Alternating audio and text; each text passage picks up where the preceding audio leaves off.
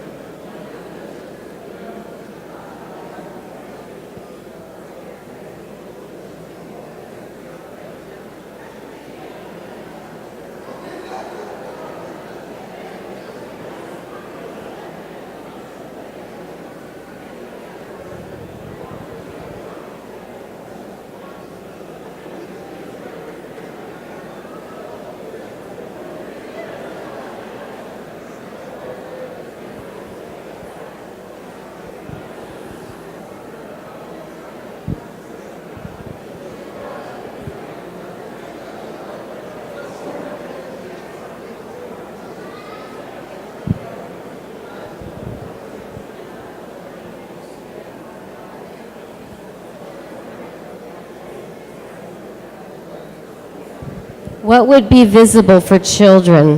What would be there for the seniors? What would be there for the families? What would I see? Someone share with me. So I've just entered your community, and you live in a community where everyone thrives. What's there to make that happen? Someone share.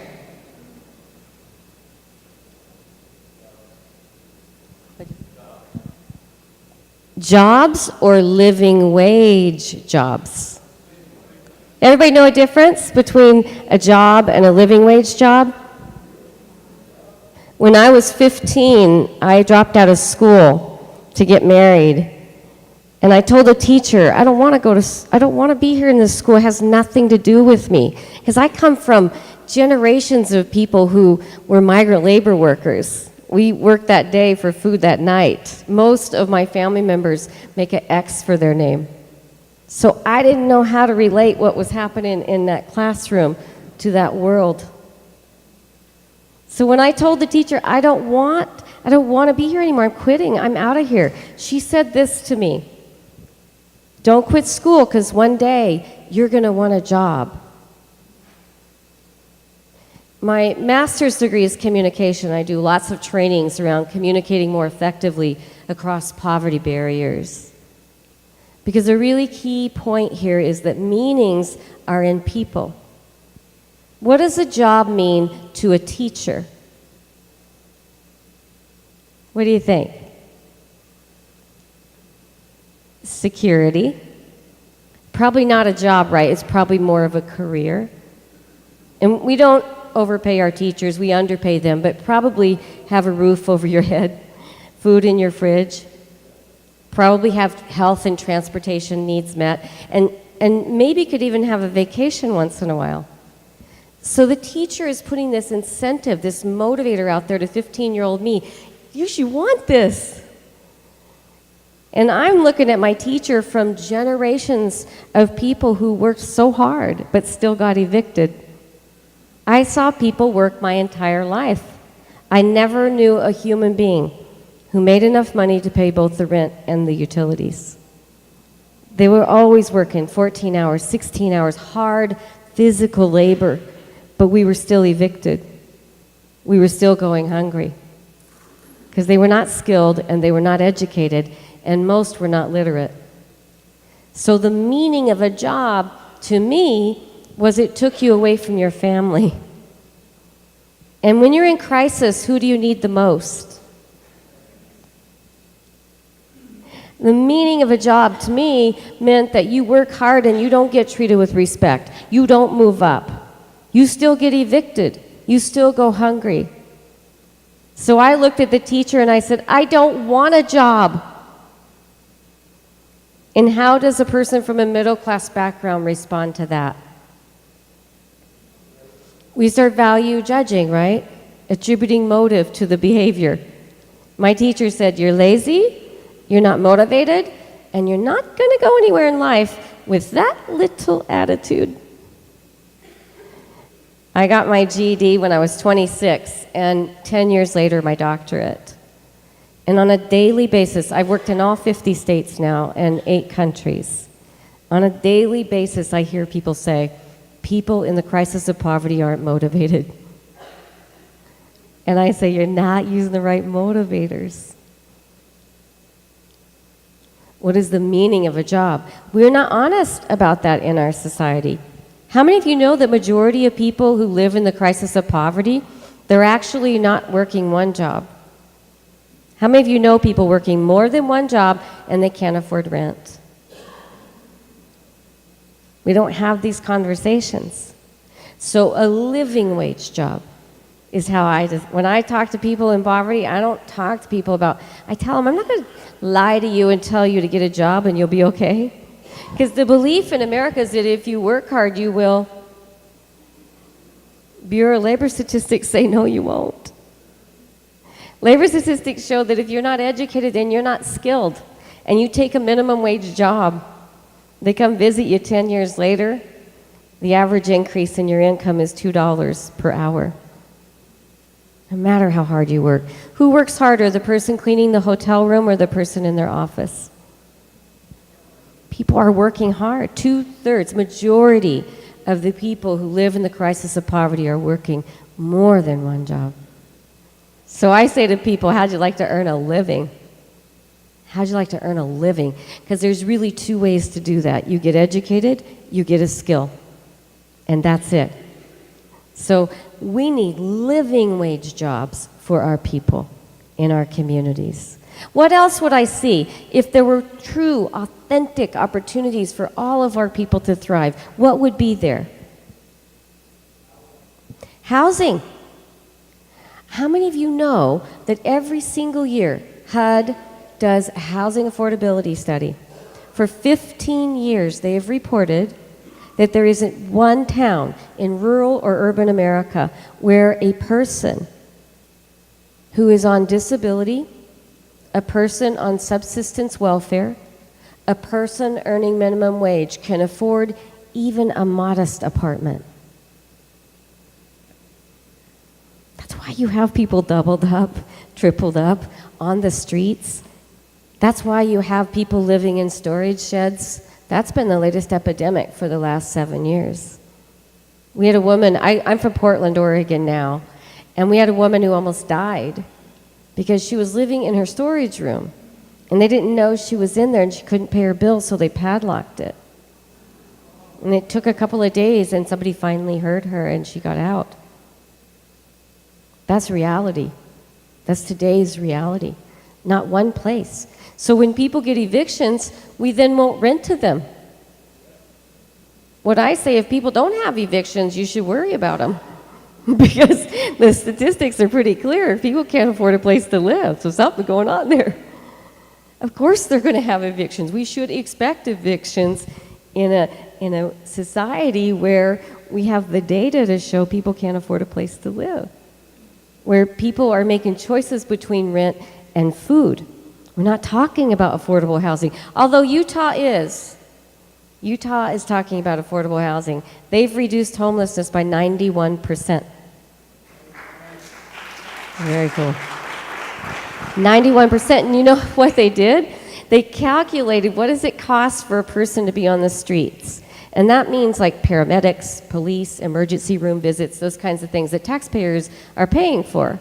What does that cost? It was more than $20,000. Then they calculated with developers, what would it cost to house them? And the answer was $11,000. So they took it to their elected officials, and guess what?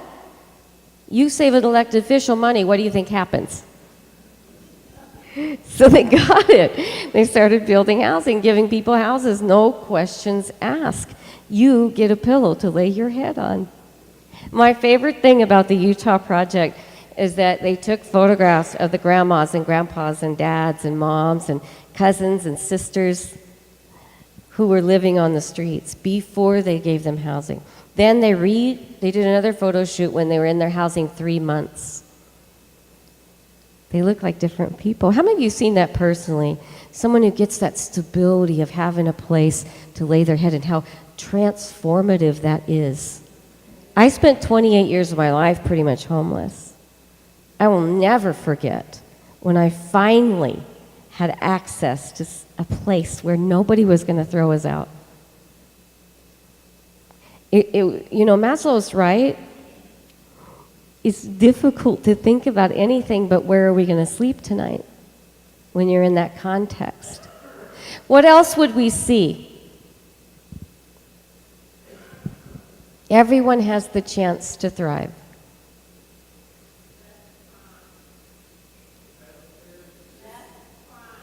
Less crime, because people would be taken care of. I'm the only family member who's not been incarcerated. I have 5 brothers. And I tell people, it's not because I didn't break the law. Poverty doesn't always allow you to be good. You're doing what you see possible within that context.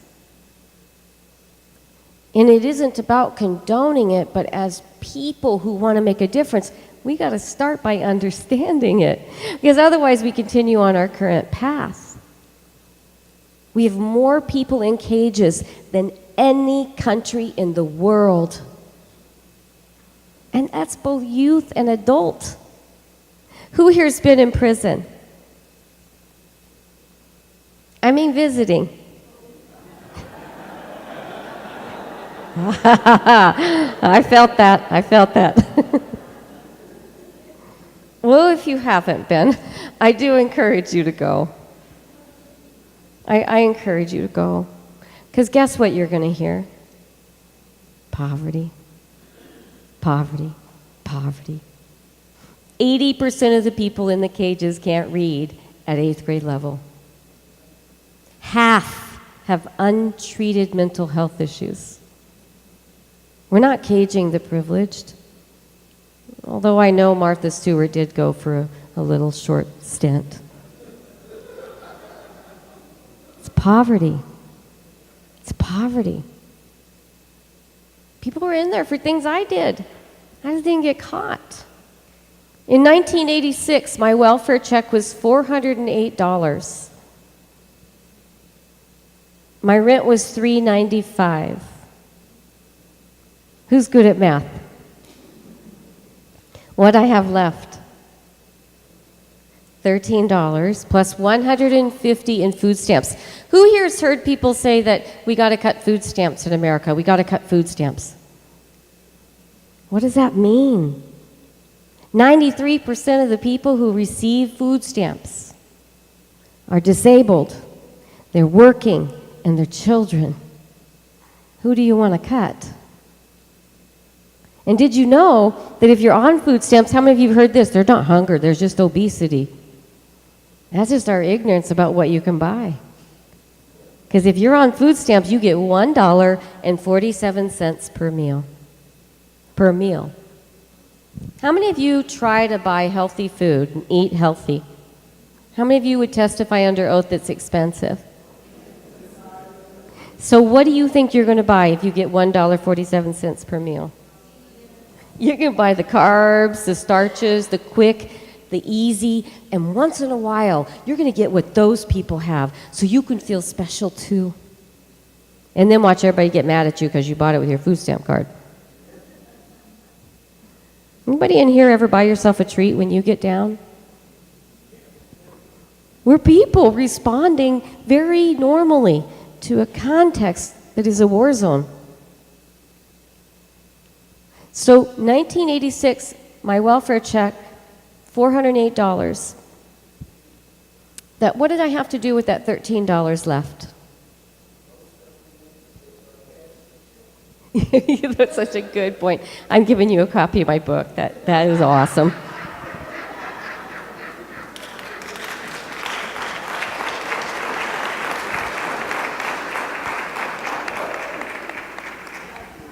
You can come on the road with me. No, that's accurate, though. I mean, how many of you know that people spend 20% of their check to cash it very often? So they don't have bank accounts. These are real structural poverty causes. These are real causes of poverty. So $13 left to pay electricity. And I had people scream at me, "How can your electric bill be $500? I'd be like, I don't know. I don't know why. I guess I'm dumb. I know the answer now. Because guess what kind of places we could get? They were condemned or should have been. They didn't have windows. They didn't have insulation. And guess what was our heat? Oven. The burners. So I was supposed to cover electric. I was supposed to cover transportation, go to the laundromat, $1.50 to wash, at least that much to dry. Buy laundry soap, toilet paper, shampoo, all of those things that you cannot buy on food stamps. I sometimes wonder who sat in a room somewhere and decided that people living in the crisis of poverty don't need toilet paper. You know, they say what you want most as an adult is what you had least as a child. I never run out of toilet paper.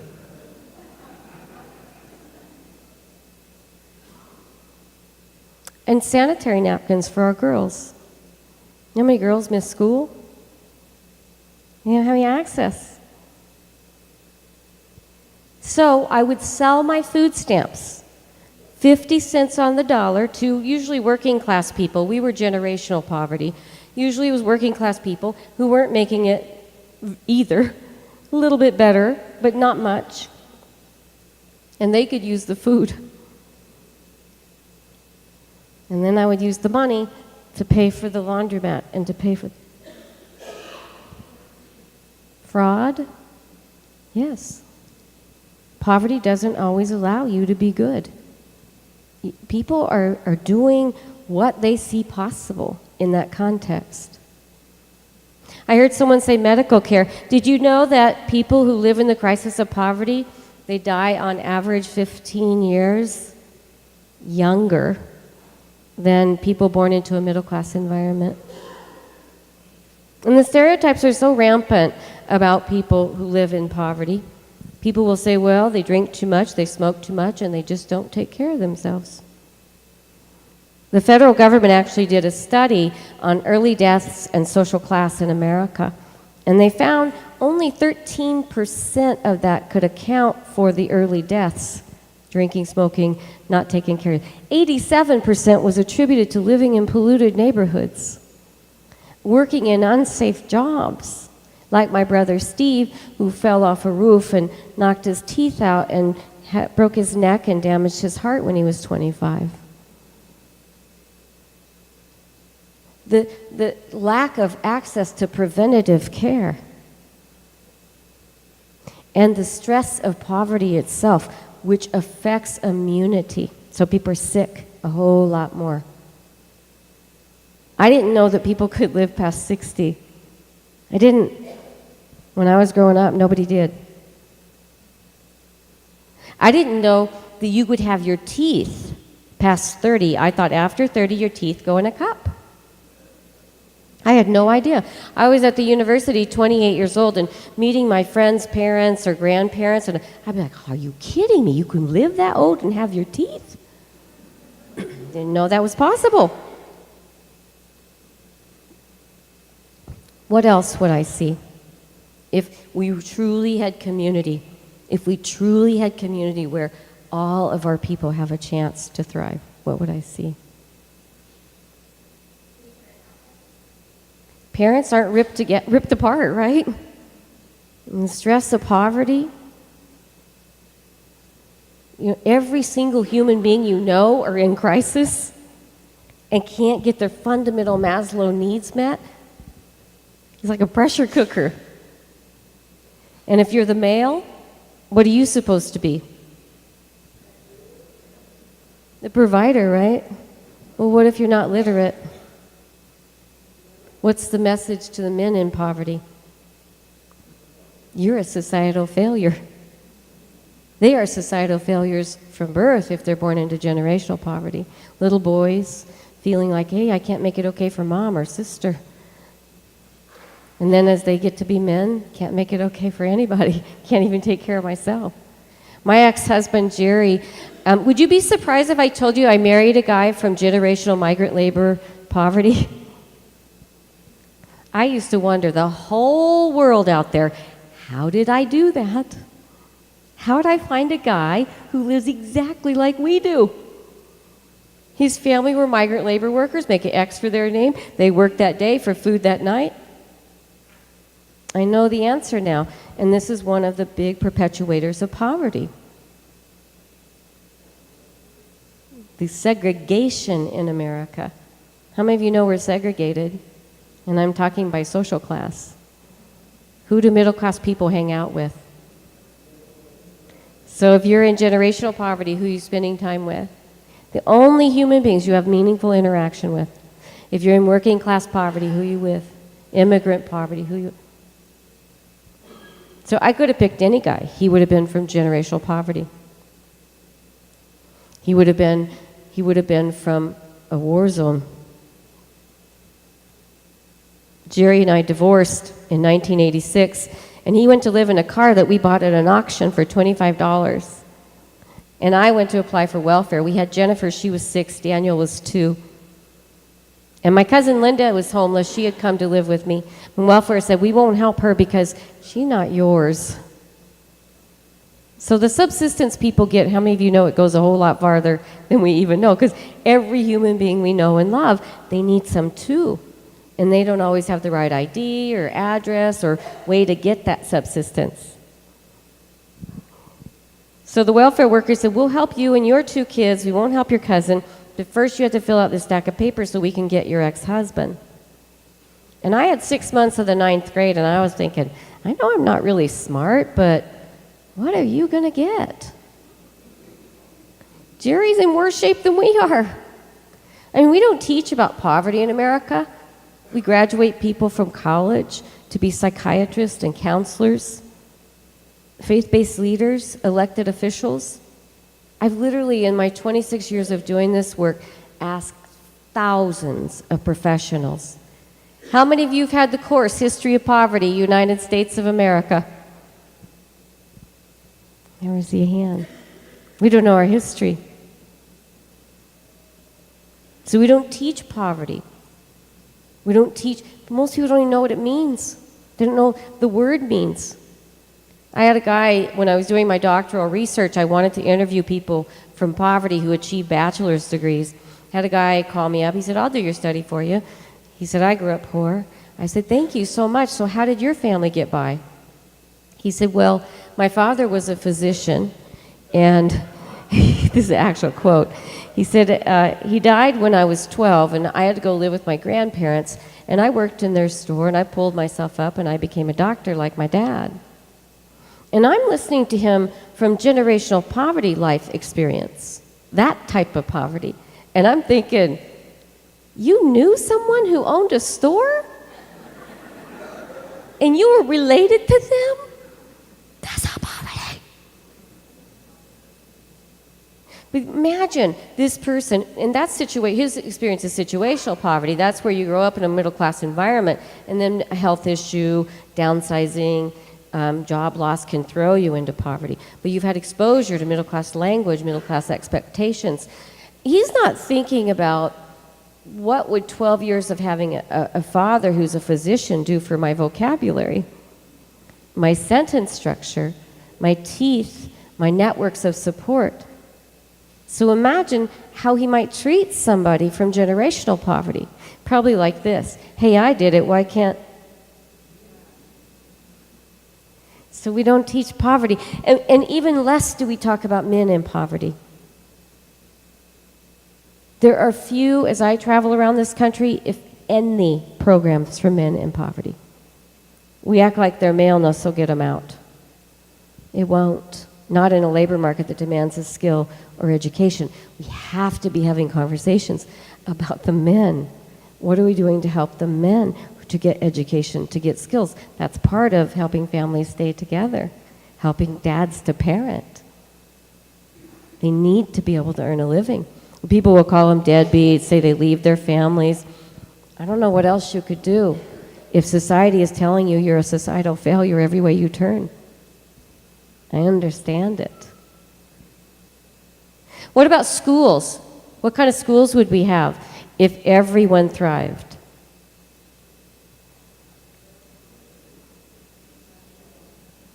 Would you be able to call up a real estate agent in any community and say, can you tell me where the good schools are? Do you know you can do that? In every community? So what does that mean? What does that mean that we all, in our subconscious mind, we all know one thing? Not everyone has the same chance. So why do we treat them like they do? I was keynoting for the largest health provider in Minnesota, and the executive director came over to me, and because of Affordable Care Act, they're serving a lot more folks from poverty.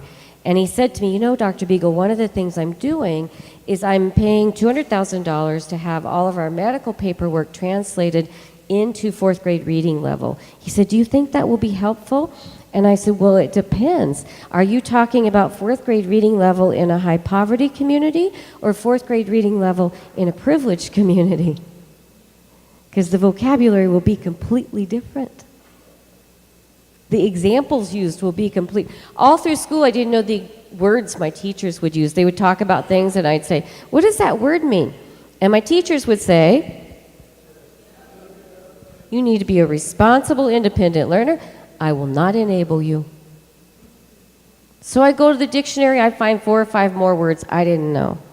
4 or 5 more words that not a human being in my environment knew. There was nobody to ask. The only people who knew would send me to read books and words that my people didn't write. And it wasn't only the words I didn't know the examples they used to explain things. Because where do people get their examples from? Your own life experience. So if you grow up in a more middle-class life experience and you're explaining something, you pull from your background. Well, everybody knows this. Everybody's done that. Yeah, no, we haven't. Sometimes when I think back on some comments like, I'm not going to enable you, I wonder, why wouldn't you enable me? It was your job. But you know what that word has become? It's an excuse for not helping. Maslow said you can't enable people who don't have their fundamental needs met. They can't self-actualize or be all they can be. Maslow wasn't teaching that you should go do everything for people. That wasn't his point. But he sure did say, do it with them. Don't do it for me, do it with me. If there's a place I have to go, it's out of my comfort zone, go with me. If there's a form I have to fill out and I don't know how, walk me through it. Help me see, what does this look and feel like over here? The answer to poverty is people. That is the answer to poverty. it is in the people that we will resolve this horrific condition that we are leaving our fellow human beings in on a daily basis. 1 in 5 hungry children. Infant mortality rates equal to Malaysia for women in poverty. I know that one firsthand. I had 6 pregnancies in the war zone of poverty. 2 lived. So, what does poverty teach? What do you learn if that's your world? If your only intersection with other human beings is this limited service role? Only thing I knew about church growing up is that sometimes they would give us a food basket, and some of them had clothing closets. That's it. I remember when my little girl started school, that I swore I will never let someone make fun of her and beat her up for her clothes like I was. I remember being a 7th grader at a really high poverty school, and I told the teacher, I don't want to go outside, people are fighting out there. And she said, nothing I can do about it, you need to go out, I have work to do. So out I went, got beat up, my hair fell out by handfuls. Poverty taught me no one cared. So when Jennifer started school, I was terrified. People were going to beat her up and make fun of her, but I didn't know what to do. How would I get her clothes? I worked my whole life. I worked in the fields. I worked in a foam rubber factory when I was 15. For 2 years, I worked there, wrapping Codell around cushions for couches. And the manager said, we don't give raises and we don't give promotions for the first 2 years, but if you stay with us, you'll get both after 2 years. So when I was 17, I went in for my performance review, and the manager said, oh, we've learned that you're too young to be in the factory and we have to let you go. Think that's happening today? You know it is. My stories aren't old stories. I wish they were. We got people going through this stuff right now. So I thought, well, maybe there's churches in the nicer neighborhoods. And I could go there, and maybe they'd have a clothing closet. So off I went, and you could tell that by the name of this town where I went, Lake Oswego. It's the wealthiest community in Oregon. And I found the church that had the clothing closet. And I went in and I told the minister, I need clothes for my little girl to start school.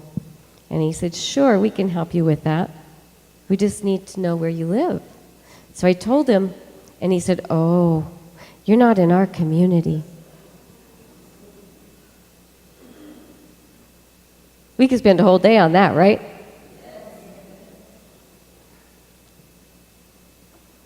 He told me I would have to prove with the rent receipt or electric bill that I was in their community in order to use their clothing closet. But I didn't leave there defeated because I'm very privileged. I had my mom. And my mom taught me something that I teach people in poverty today. No means ask someone else. So I left there thinking, okay, seriously? In order to get clothes so my little girl won't get beat up, I got to have a rent receipt or something? Well, the store sells rent receipt books.